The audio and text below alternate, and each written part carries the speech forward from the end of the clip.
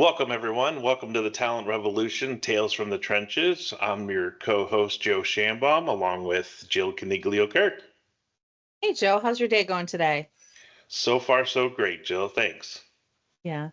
Well, I know you're a pretty uplifted guy and you always seem to exude confidence, but there's a topic I'd like to probe today, and it's really around, have you ever found yourself in a situation where you're kind of having self-doubt and you're somehow not feeling like you're ready to take on the world? Maybe a little All the bit. time. I'm just kidding.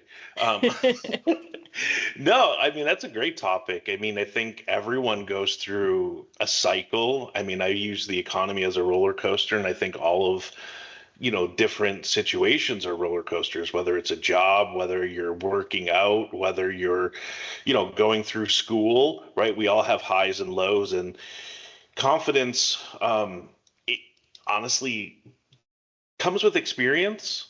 There's some folks that really have it, others that you have to gain through that, others have to psych themselves up for different pieces. Right. So, I absolutely have been through it, and there's many different situations, whether it was a project that I was working on, a really tough time at work for especially on the recruiting side, a big project of recruiting in different situations, and you just get down, right? And it's tough. You get into the weeds and you can't get back to strategize and really pull yourself out. And we can talk through some of those, but yeah, it is really frustrating.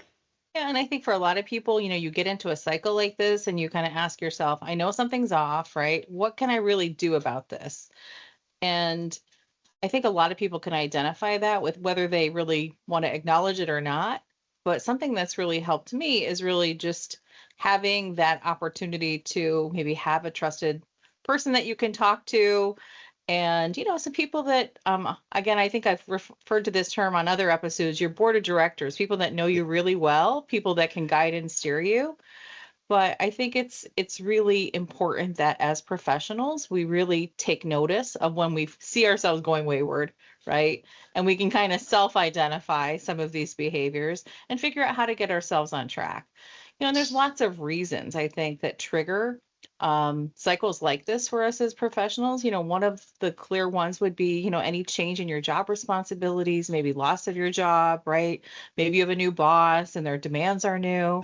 So there's lots and lots of reasons why we go through this. And, I know the term imposter syndrome is certainly something that resonates with a lot of people. And I thought today we can dig in deeper and try to talk about some strategies and tools that people can maybe refer to when they're in this zone and how they can kind of help get themselves back on track. Absolutely. Let's dive into it, because I think the first part is really figuring out how to identify it. I think folks get into a role, right? And you're going down the road or avenue, whatever you want to call yourself, and you don't know that you're necessarily going into that rut. So have you seen any ways to, just stop and be able to figure out that, hey, I am in this and I need to have a conversation, or I need to, stop and look Yeah. above the forest? Well, I think for me, one of my tendencies when I'm getting like this is to overanalyze everything and to really put maybe too much energy into things that don't matter, right? So I think as my confidence goes down and I might be in a zone like this, I tend to notice, like, why am I making such a big deal out of nothing, right? And that's just one of my own tendencies. So that certainly might resonate with other people and be a red flag that they can watch for themselves. I think another one is really, just your energy level. Are you Yeah. dragging when you get up in the morning? Are you constantly tired no matter what you're doing? I think things like this really weigh on us. So I think just being honest with yourself and asking, like, hey, I know I'm not feeling like myself. What's really going on, right?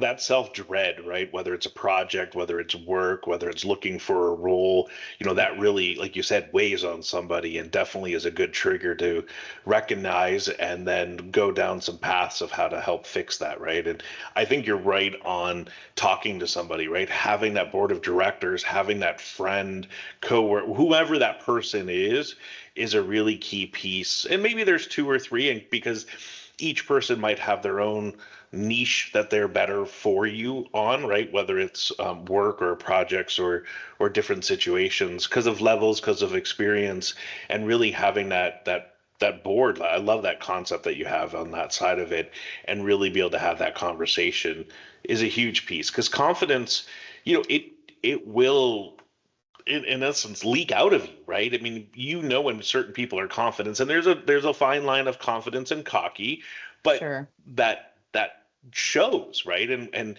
it comes through, and I think you can get over those humps and really drive through things when you pull up that confidence a little bit and keep moving through.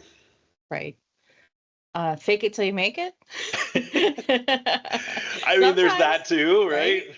Sometimes, and if you can get good at that, right, and kind of try to find ways to kind of talk yourself up and, bolster yourself up when you are feeling a little lack of confidence, especially for important projects you're leading and other things, right? Um, I think that's another strategy to say, how do I maybe feel this way internally, but I know I have to also kind of rehearse and practice when I'm projecting. But let's dig a little bit deeper into what are some strategies for really trying to lift our confidence. We talked about having that board of directors, having people around us. One thing that I've found very, very helpful in my own experience is really looking back at letters of recommendation I've received from people, or even reaching out at a time like that and deciding, maybe I want to ask someone else to provide something like that for me, right? I want to kind of build up my portfolio of documents. Maybe I'm in a job search mode or I'm thinking about what's next. And I found that when I actually ask someone else to tell uh, tell me what they see in me, it really shines a different light on my experience and it lets me see myself in a whole new way. And it certainly helps me craft better selling points about what's unique about me, right? Absolutely. Well, we're our worst critics, right? So we don't Right. see everything that everyone else sees. So hearing those concepts from somebody else is huge. Those recommendations, like you said, on LinkedIn. But I think it's also sitting down and writing out your accomplishments, right? Taking Right. that time. You do a lot of interview prep and a lot of networking in different pieces, but what are those areas that you just love doing, right? And writing those out, sharing and thinking through that, and you share it and be able to talk through it. But that's a part of confidence, right? In having those Right. conversations, your own conversation, but being able to remember all of those different situations. And you Right. go through them all in different avenues, right? Think of every person's role can compartmentalize into different projects that they've worked on, and think about the accomplishments that they've had, right? To build that inner confidence back that, yeah, Right. I can do this and I've done this. Yeah, another one for me is really trying to sit down and reflect on what are some of the most difficult situations I've faced in my career and what was the outcome, right? So sometimes reliving very hard times and reflecting on those and trying to like put those in perspective also says, like, if I did those things, I know I can get through whatever I'm at now. So at least for me, while some of us may not want to relive those things, it just kind of reminds me of what I have and what I'm capable of. And it helps, kind of encourage me to say, you know what, it's natural to maybe have apprehension or fear, but you've done a lot harder things than this, and you're certainly going to get through this. Yeah, and the other one that I was thinking of is thinking about who and we've all mentored folks or helped manage and look at other folks that you've worked with and where they've gone, right? And you're a piece of that. That's a huge compliment to your own self on where those folks have gone and are going to do now next. That's another piece to be able to say, well, you know what, I was a part of that because I remember this person and we did these things, and now, they're at this company doing this thing, right? So some people could take that as a, oh my God, no, why not me? But you got to look at the positive side, right? The glass needs to be half full in in those thoughts, not always the negative of why me, of, Right. hey, why me? Because I helped do these things, right?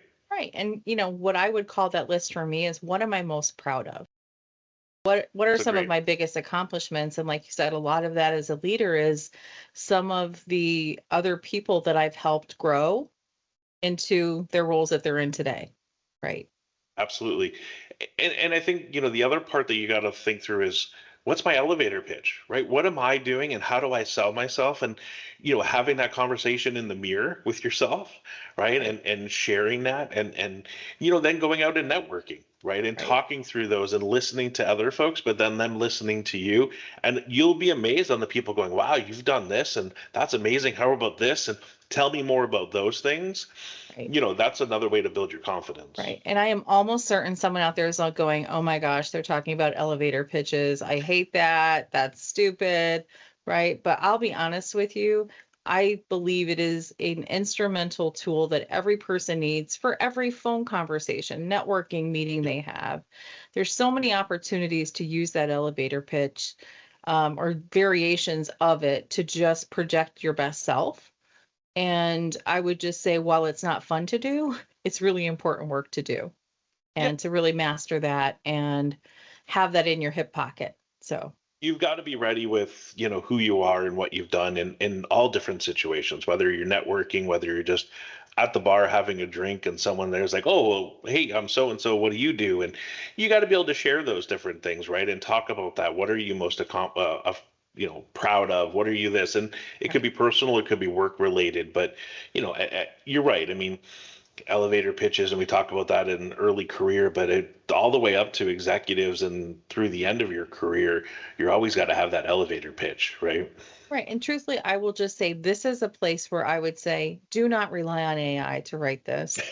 It's okay to get some help, but this Right. has to represent you and it has to be your voice. So be very careful and tread carefully when you're using AI for things like this, because it has to have your tone. It has to kind of represent you, I think, in order to be effective. 100%. AI is a great tool to help, but it still is you. You have to write yourself. Another piece to build confidence is looking at technology, right? And what have you used and what do you love? And then what do you want to learn, right? Learning something is like, wow, you gain confidence as you learn these different technologies and tools. And education, you can't take away education. So it's another way to build confidence in your craft, in your world, by learning and sitting through a webinar or a course or, listening in somewhere. Yeah, it's a great point because in my career, have found myself maybe assigned to projects that I'm like, I don't love this topic. It's not Yeah. something I really feel like is my strong suit. And it's a great opportunity to look for LinkedIn learning modules, other things you can do before you really embark on that to at least get some framework so you feel like you can navigate it more successfully and at least open your mind to being prime, right, for becoming more well versed in it. So that's really great point. And as you build your confidence, you really go after I would start with what are you really the best at? And that builds your confidence. And then you can gain other experiences and other avenues, right? As you move through that, I want to say hiccup, speed bump in your confidence building side of things. But really, it's, start with the stuff you're really good at instead of going, well, I want to do this. And you got to get the wins, is what I'm trying to Right. say. Right. And I'll say a time when people really struggle, I think is after they're going through some career change. Maybe they've been laid off and they're thinking like, I'll do anything, right? So then they're asked like, well, what are you passionate about? And those things become harder to answer because they're in a frame of mind like, oh, I'll do anything, right? I'm just in this mantra of feeling insecure, willing to do anything. And I think it somehow is a more difficult time to really be honest with yourself about what are your needs, what excites you, right? And those kinds of things. So I just think that's a especially challenging time for people to navigate.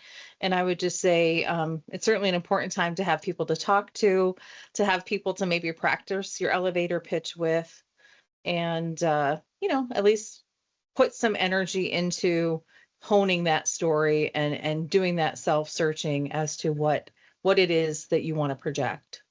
Unfortunately, right now, and I mean, there's unfortunately too many people that are in that situation, and you have to have that right friend that's available to be able to pull themselves out of it, talk through those situations, and I've got stories which we'll get to in a little bit on pulling yourself out of above the forest, right, and looking at the landscape, and you need a friend that's willing to do that, right, and be able to say, okay, what else can, because it's about job search. What else can I do? What other industries? What other pieces? How many other times do I have have to redo my resume. And it's daunting and it's frustrating for folks. And I totally get it. I've been there as well. So you've got to be able to get that game plan and build that confidence back up by having those conversations and flipping it around. And I keep going back to having that person or two, but it Yeah. really is a huge piece to build that confidence. Yeah, and I think relying on your network, being prepared with who can help you with what, and being able to articulate what help you need is really, really important in that situation. And I know it's really difficult, but the more specific you can be with what help you need from who, the more likely you are to actually get that help. Because people want to help, but if you can't tell them how, it somehow becomes, it loses traction. So, One of the hardest things is even just asking for help, honestly, right? absolutely. And whether it's asking for help for a job search, for even a project, right? People are proud, and that's where the frustrating part for, building that confidence back up because you're at that low is asking for help. And asking for help isn't a sign of weakness. It's collaboration, it's thought-provoking avenues. You give me your opinion and be able to work through those Right. conversations. And if they are giving you that evil eye and thinking that you're not worthless or whatever it is, then they're really not the right person, right? They're there to be able to help support and guide through those conversations and situations. And again, you're not asking for help on every little thing, but it's that pick me up to be able to Mhm. drive through those Yeah, things. and it could even just be practical help with, can you help me identify some recruiters in this space, Yeah. in my industry that target these jobs, right? There's lots of different avenues to go down for asking for help, but I think especially if you're in a career transition period, you want to be talking to as many people as you can and being clear with what you can use help with and how they can help you. So, I mean, even in the jobs, we ask for help, right? And I've done sure. that with other recruiters. It's like, hey, how are you messaging candidates, right? What does that message look like? And how are you trying to get that? And what is your response rate in those in the candidates getting back to you? And, there's so many different ways to be able to do that. And that's a great collaboration because it's frustrating, right? Those situations Right. where I'm not getting candidates to come call me back and, what's going on, right? And you stop and think and go, is it Hmm. me? Is it what I'm saying? Is it whatever else Right. there is? And that's where you want to go to your network and go to your peers and go to other, Right. colleagues to be able to ask those things for help. Well, and truthfully, I will just say I expanded my HR network during a job transition period where I was networking, looking for new opportunities. But what I've been able to do is keep that community of people who, when I have a difficult situation or I want to, reference what they're doing in their company with a policy, I keep those relationships alive and, ensure that we help each other, right? So it honestly turned out to be the best gift of all to have built this community of people through, a job search where I now have a way to keep in touch with them. What we're talking about are different things, and we can help one another.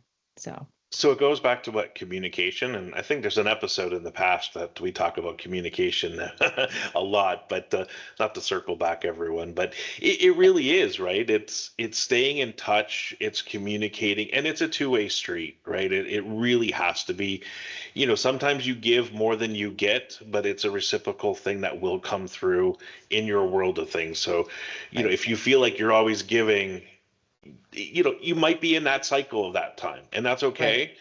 You will eventually get it back as well. Right, absolutely. Yeah, the rule of reciprocity, I think they call it, but it definitely works and you never know when it's coming back your way. So you gotta give to get is like one of those sayings. Absolutely. It reminds me of, a couple stories in a sense where, I talk about raising above the forest and I had a leader that would do that for me, right? And that's kind of where I learned it myself because I've done it later on because I remembered it. But he would pull me aside and, it's like, Joe, what's going on? Where are we at? What's happening? What's good? What's bad? What can we fix? What could we not? And it wasn't a prescribed time, but it was really different and sometimes nothing, right? There was nothing. It was like one of those things of, what? Everything's going, it's moving. I Just don't like a see. reflection, right? Just an Yeah, opportunity to say, Sit That's a great back, way to put it. look at the big picture, let's Yep. reflect, And right? then go back into the weeds, right? And go back into Mm-hmm. the forest of driving through the trenches that were, in sense. But Mm-hmm. it was that time to reflect, right? And really pull that back. And it, that's taken with me through my career. And I used to do that on my drive home, right? And go, you know what? There was every so often like, what's happening? Are we doing well? Could we do better? What could change? And sometimes there were some little things, and it was just my own reflection, not talking to someone in that situation. But it's one thing that really helped me. Yeah. And I would honestly say, especially in a career transition period, sometimes you're doing things and you're spinning your wheels and you think it's leading somewhere, but then when you take a step back and say, like, well, what is this really accomplishing for me? What is the end goal? And, I think you have to be um, very thoughtful about where you put your time and energy and what's most important. And sometimes that's difficult because it feels more comfortable to do, maybe I call them inbox outbox things, right? Things that, like, I could see the piece of paper and I put the words down on it versus maybe doing the harder work and the real work of, building connections, talking to people, things that are a little bit more difficult to do for some people. Yeah, in a career transition, you could be busy, like you're Hmm. saying, with a Right. You lot of can, different activities, but is it yielding what you want? Right. And that's the reflection that you need to take back. And, whether it's yourself or with somebody, but, you're right. There's a lot of busy work that could be done in those situations of, you are talking to folks, but are you getting to the next stages of what you want? Are you looking at a different avenue of it? Are you getting anywhere with those things? It's a hard thing, and that's why I go back to the start of figuring out a way to understand that you're in those points, right? And hmm like you said, it's attitude, it's personality potentially, right? You could be irritated, you could be, over stressing on things, you might be daunting. I go back to this just because it's hard to recognize, and that's where your friends and your network can help you with those things and keep that communication flowing. right. It's a huge piece. Right. And one thing I'll just say is so many people, and I know myself, look at their job as a huge part of their identity. So when that goes away, it really rocks your world and you kind of somehow feel lost. And sometimes it's hard to really pick yourself back up and, you know, have that direction and have that compass. So, like we talked about, rely on other people in those situations. And, you know, and one of the most impactful things I think I have found in that process is every person you talk to just say, do you know someone else that you think I'd benefit from meeting? Right. And honestly, I think that's how I met you, Joe. So it Yeah. certainly it certainly brought me some value. But I think if you could learn how to do that and navigate that, it becomes easier. So, Yeah, it's the confidence in yourself, right? Because especially career transitions, you may not end up it might be a shift, right? And a shift, whether it could be an industry, it could be a level of a role, the complexity of things. But, that's the means to the end in that situation at that moment in time in your career, in your life. And that's okay, but you have to be able to be comfortable to be able to move on.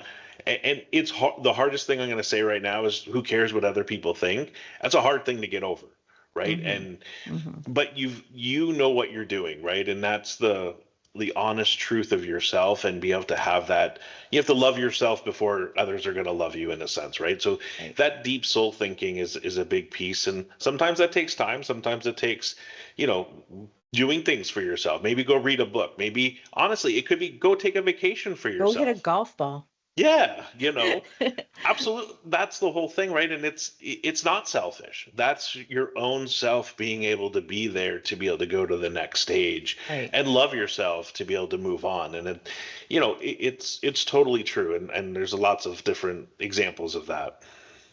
Right. Yeah, and I also think finding someone who's going through the same thing or has already gone through the same thing, I think both are helpful to have. Somebody who's on the other side that can kind of say, let me give you the Cliff Notes version of, I know where you're at, I've been through it, but it's also helpful to have someone that just is probably feeling the same things and going through the same things. And, you can have real honest conversations with that person. So I would just say, if someone's in that situation, putting themselves around other people going through it is definitely beneficial. And I've had a lot of people I've told that who have reluctantly done it and come back to me saying, I am so glad that I tried that, because I don't want to be gender biased, but a lot of men feel like they don't need that. At least a lot of men that I've coached and that I've talked to. And in almost all cases, they came around saying, boy, was that really a helpful aspect for me? Because I think just knowing what they're feeling is normal and other people are feeling it somehow makes you feel better. Right. So, yeah. And you mentioned the word coach, right? And coach can come into many different avenues of what I want to bring up on, it could be a person, your board of directors. You could have a coach on your board of directors. You could also pay for coaches. There's some high potentials or high achievers that have coaches, right, for their whole leadership development side of it. You could have a psychiatrist, right, or a Sure. psychologist that you're working with is a coach, right, as you work through things, whether it's personal or work related.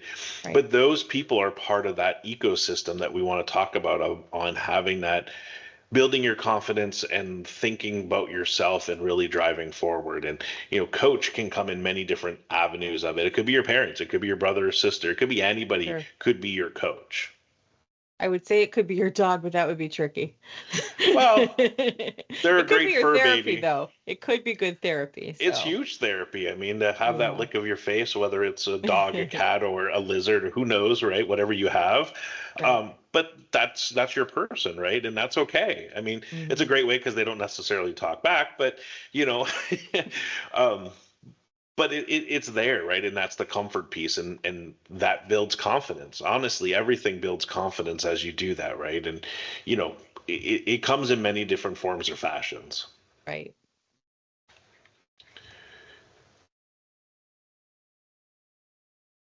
One thing that I don't think we touched on is really, just I know we talked a little bit about getting references and other things, but one thing I think is also useful is just feedback, right?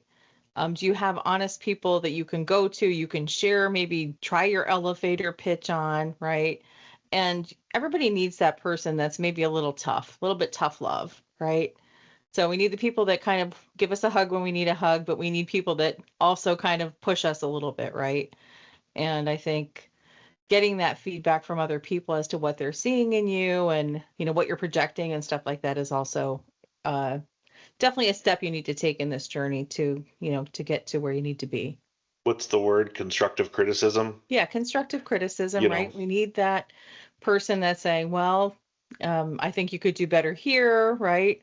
have you Um, thought of this? Could you right. worry about these things? And, obviously it's not a demeaning aspect of things. It's No, really just eye-opening, other perspectives, other things. And, right, you've got to be able to be ready to be willing to take that feedback and be right. able to then, reflect on it and apply it, hopefully, or and maybe not apply it, but be aware of those things. Hmm. I always ask people for that, and it's, I encourage it. And I remember several teams, it's like, guys, give me feedback, right? What do you think of these things?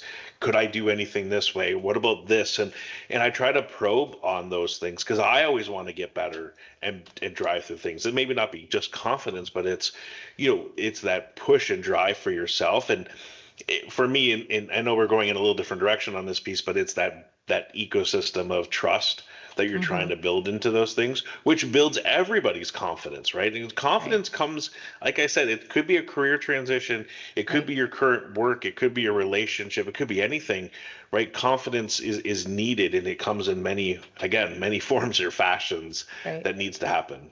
And we talked a lot about people that might be in career transition, but let's be honest, a lot of us just live in our comfort zone, right? And Yes, if we live in our world of our comfort zone, are we really growing, right? Are we really getting better? So, you I are a would, little bit, but you're not expanding, I would right, say. right. So, maybe a good task for everyone or a good challenge for everyone would be to really ask yourself, what could I do to get a little bit more out of my comfort zone? What's going to make me feel a little bit uncomfortable that I might be able to do in my career that really promotes some growth for me? It might tell me that I either want to pursue something or maybe it just closes the door saying, you know what, that's definitely not for me. Yep. But I would just say that, I think it's a good time for anyone to reflect by saying, how do I, what is that next thing that I should take on that maybe makes me a little bit uncomfortable? Absolutely. And, it could be, want to learn about immigration or compensation or, you know, organizational design or recruiting or AI, right? I mean, take AI as a huge aspect and it comes in many forms or fashions Mhm. again, and we're all continuously learning, but dive into some piece of Yeah. it, right? And you're right. That uncomfortable piece will then build your confidence, right? And Right. share, it's a great conversation starter as well. Have Yeah. you And heard of maybe, this? maybe it's like being a presenter at a conference, right? Oh yeah, You public know, speaking. That's yeah, awesome. maybe it's facilitating a training Coming on a session. podcast. Anyone want to? Maybe it's being You a know? guest on the podcast, right? Who knows? But Yeah, it comes in any different way. But yeah, getting out of your comfort zone is a great. It's nerve-wracking and challenging, but then it builds confidence in a different way. It adds another tool in your toolbox to be able to grow in whatever your career, your development in many different ways. right. Growth mindset, right? It promotes growth mindset. There we go. There's the HR term. Sorry. Um, Had to throw in a buzzword that Joe might not use. you know, I'm more practical, but it is good into those things. In that sense, and we just kind of alluded to that piece. Everyone that's listening, please comment. What is strategies have you used? How have you built confidence? Have you helped someone else? Those stories yourselves will be able to share, and people will take something away and go, "Oh, maybe I could do that," or "I've done something like that," and it builds and snowballs into those things. So please comment, and we'd love to hear your perspective. So in that, Jill, I kind of shared one story. I'll let you take the floor. Do you have a story that you wanted to share in this whole world of things? Hmm. There's so many possibilities here, but I think I'm going to share one story about when I knew I graduated in the world of asking for help. And it's a time when I was actually going through a career transition and I was trying to build my confidence in networking with people, but I actually had with someone and I knew they had a lot of network connections in recruiting and executive recruiters. And during that meeting, I think the terms came up, which often do, like, so how are you doing? What is it that you need help with? Right. And we've all been there. We've been on that side of the table. And the normal me would have been like, oh, I'm doing okay. I'm doing, put one foot in front of the other. This is what I've done. I don't know. That's how I would have normally answered the question. And in that case, I talked about what I was doing and I said, listen, I understand you are very well networked with executive recruiters. I would love for you to introduce me and make an introduction to the three top executive recruiters for CHROs in your network and endorse me. Would you be willing to do that for me? He's like, absolutely. Right. And then we went into a Nice. conversation with who those three people were. And within a week, I had three new conversations going with three executive recruiters. And he was very happy to do that for me. It's definitely not something that would have happened that quickly without that introduction. So it's just an illustration of being thoughtful, planning ahead, knowing who you're going to be meeting with, knowing how they might be able to help you. And I think the more you can articulate exactly what you want and need, the more likely it is to happen. And I'll just say that that was a big step for me. And that's when I feel like I graduated, right? Because I've always been in a position of saying, Sure. I am a giver, not an asker, right? So it's It's very hard to super be on hard the to other ask. side for me. Yes, Yeah, no, I mean, it's great that it worked out, and now you've got another network of folks that are looking out for you, right. and in your career side of things. I would say, one story I was trying to think through for myself, another one I talked about, getting above and that reflection piece, which was really helpful, and like I said, I use it to this day still every so often. It's really I've flipped the stages more into trying to help others, especially in this current economic situation, right? Where, how can I have, there's only a few, right? Because you only have so much time. but it's keeping in touch with them.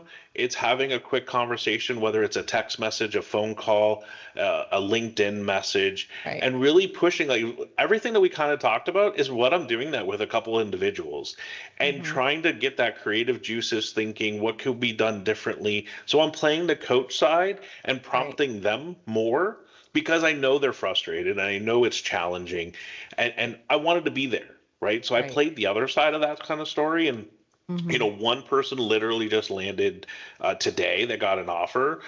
Someone last week, again, wasn't necessarily the result of me giving them a lead or doing things, but Right. the appreciation back, and it was just it was awesome that hey, they've Right. got a job and they've moved forward and they were there, is good enough for me.